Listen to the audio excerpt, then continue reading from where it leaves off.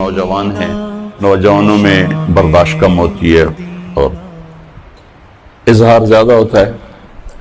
تو دو چیزیں آپ کے معاشرے کو خوبصورت بنائیں.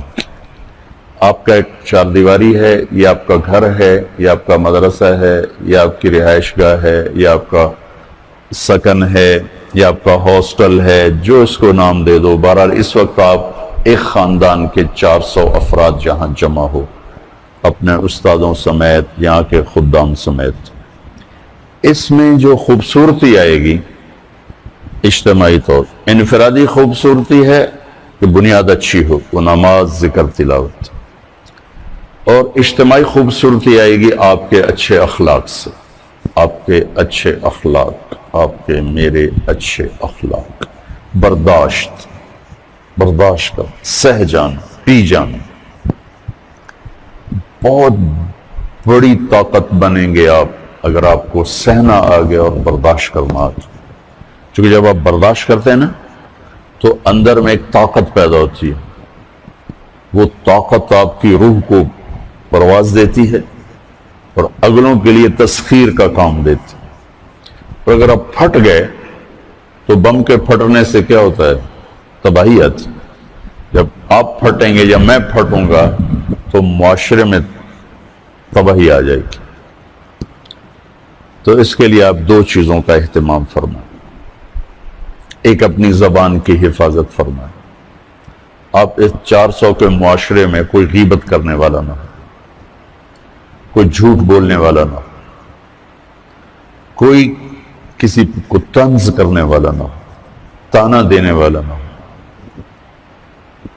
ایسی بات جو کسی کے دل پہ جا کے چوٹ مارے، اس سے آپ اپنی زبان کو صاف کریں.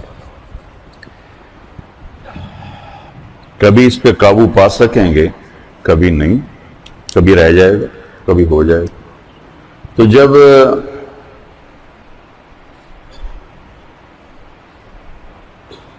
ہاتھ سے نکل جائے بات تو پھر اللہ نے ہمارے لیے توبہ کا دروازہ رکھا ہے. 2 نفل پڑھو، اللہ سے معافی مانگو، جس پر زیادتی اس سے جا کے معافی مانگو. اس سے آپ کی مزاج میں ٹھہراؤ آ جائے. تو میں آپ سب سے یہ گزارش کرتا ہوں کہ اس معاشرے میں آپ اپنی زبان پہ قابو پانا سیکھ لیں. برائے مہربانی بہت فائدہ ہوگا. ایک زندگی گزری ہے، شام قریب ہے، تو پوری زندگی کے تجارب نچوڑ بھی اس میں شامل ہیں.